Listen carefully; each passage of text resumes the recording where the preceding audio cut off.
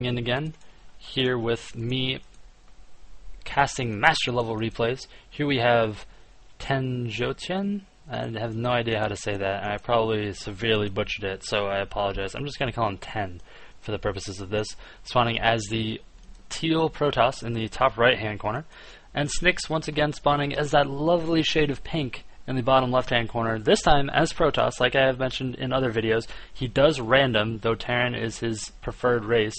He does play other races because he's awesome like that, and I often joked while casting the CSL for the University of Houston team that Snix was my favorite player on their team because he randoms like me, and I think I'm just going to go ahead and stick with that statement. I do love the randoming players. I think it's a lot of fun to random, and frankly it's a fun challenge. You never know what strategy you're going to be going, you never know who you're going to be against, and random versus random have produced most of my favorite games I've played on the ladder. So very fun to play that. Very standard out of both players so far, dropping their gateways. Snix is barely ahead as 10 hasn't started his yet. There it goes. 10 dropping his. Snix sending his probe a little later out to scout. 10 is already here, scouting around, seeing what's going on, seeing the chrono being used. I think he saw that assimilator, but nope, he did not see that assimilator dropping. And Snix is running across the map here on... what is this called? Wow, drawing a blank.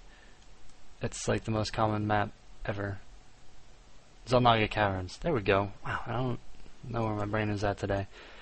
And he is, of course, taking down the pylon single-handedly with a probe. Extremely common strategy for high-level Masters play right here. And this probe is just kind of poking at some of the mineral line, and right when it loses its shield, it's like, alright, fine, I'll go home. He does see the cybernetics core being dropped. He knows the timing on that. He knows his is a little bit ahead. And he's going to keep boosting out probes. So it's probably not a 4-gate. It's probably some type of tech play, as the second assimilator has been picked up by Snix here. Meanwhile, back at 10 space, it could very well be a 4-gate. He surrounds and picks off that probe. Right after he does so, he drops the assimilator. So keeping the anonymity there until that probe was taken out is very important. For all Snix knows, he has to prepare for a 4-gate because he did not see the second assimilator down, which generally means and signals a 4-gate. Now the flip side of that is the assimilator was dropped later, so it's not 10 has less gas production, so less tech overall, and less stalkers. So, and the Twilight Council going down for Snix, so it's either going to be Dark Templars, Archon Zeal, Blink Stalker, one of these types of tech paths. And oh, crucially, 10 actually does scout that out. He sees it. He sees that Twilight Council going down in the back, that Stalker just barely too late, and it kills the probe, but bitter taste in Snix's mouth, I'm sure, as that tech was discovered. And how is 10 going to react to this, actually? It will be very interesting. Will he be dropping a... He should drop a Robo for A, detection, in case it's Dark Templars, or B, an Immortal to fend off Blink Stalkers. Snix not getting as much scouting information as I'm sure he'd like out of that probe. He ran in and he saw a 3 gateway. Not too much revealed there. And 10 looks like he's going to go for Blink Stalkers too. He's dropping a Twilight Council, or maybe Dark Templars, one or the other. And Trimaster, Snix of course has dropped his Twilight Council, and it is boosting out Blink right now. 4 gateways, 3 more powering up, warping in here. A good proxy pylon out of Snix. It's far enough back that, like, if you go walk back here and you're like, oh, I wonder if there's a proxy pylon over there. Oh, no, guess not. And you kind of go home. And Snix is in the middle of the map, looking around, trying to figure out if there are any proxy pylons out on the map, and being ready to be the aggressor. In the meantime, a Robo actually being thrown down by 10. I'm not sure that's the best. I mean, I guess it's a good choice, again, in case there was Dark Templars. 10 scouting around, not able to see any type of proxy pylon, again because of the distance of this pylon in the back.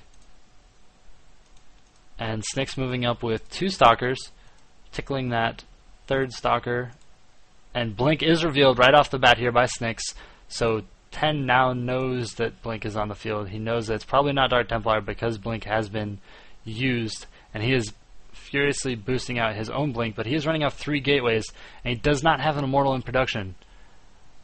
He is making more Stalkers. I would have liked for him to have chosen to pick an Immortal over one of these Stalkers.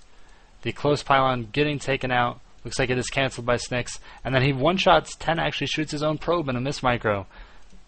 Snix moving up the ramp here, picking off another Stalker. Blink going down by 10 onto Snix's Stalkers, and it looks like this is decidedly going in Snix's favor. He has picked it down to 0 Stalkers, 2 Zeals. Blinking up, running toward the mineral line. 5 Stalkers will one-shot a probe. 3 more Stalkers coming up the ramp here. That Stalker has no HP. It has 1 health. I can't even remember the last time I saw a unit at 1 health. And it is kind of leading up the charge. That's a little bold. Blink going down. 10 notices the low HP Stalker, but it's just not enough. 10 goes ahead and leaves the game. So here we had a fast Blink Stalker build out of Snix. It almost looked like a 4-gate in the he dropped 1 gateway, then dropped his console, started boosting it instead of boosting Warp Gate, and then dropped 3 more gates right when he was ready to push. Went right across the map, had 2 proxy pylons in case one did manage to get picked off.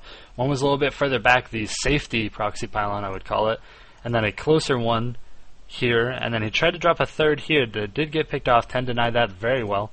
10 a little bit indecisive in his tech path. Again, if you see someone ahead of you on Twilight Council in PvP, I would just drop a robo, get an observer, start moving it across the map so you can see exactly what they're doing. If you see like a lot of Zeals, you know that they're going for Dark Templars. If you see a lot of Stalkers, they're obviously going for Blink Stalkers. If you see a lot of Zeals and a lot of Stalkers, they're probably going for charge lots, and that's a pretty devastating force, and it's actually pretty hard to hold back, and you need to go straight for Colossus and just protect your ramp. But in this case, not scouted by 10, he had to blindly guess which chosen tech path that Snix was going for. He chose Blink Stalkers, he was behind in his Blink Stalker upgrade, and he didn't produce any Immortals. I would have liked to have seen 2 less Stalkers and 1 Immortal put out there by him, and it being boosted. He does have, he ended the game with boost. He could have boosted out an Immortal to help hold that front, and it was a really close fight there at the beginning. 1 Immortal definitely would have held the ramp for him. And again, in this situation, the Blink Stalkers, they have to get into your base for them to deal damage. So even a sentry and just force fielding the very bottom of the ramp and not letting the opponent get in till you get an Immortal or 2 out, a really good strategy. You need to hold your ramp, you need to let your tech kick in, whichever chosen tech you get, because they're ahead in the Blink Stalker game. So this is Lokazi casting for you. Go ahead and subscribe and like down below, and if you liked Snix's play, like it because he was awesome, and that Blink Stalker play was fantastic, especially for someone who this is his off race, and he's playing against another Master League player, and wins with his off race, which is actually, I guess it's kind of actually his second off race, because he actually off races a Zerg. So being a random player, I am always impressed by watching him play, and thank you to Snix for sending this in, and I'll see you guys next game.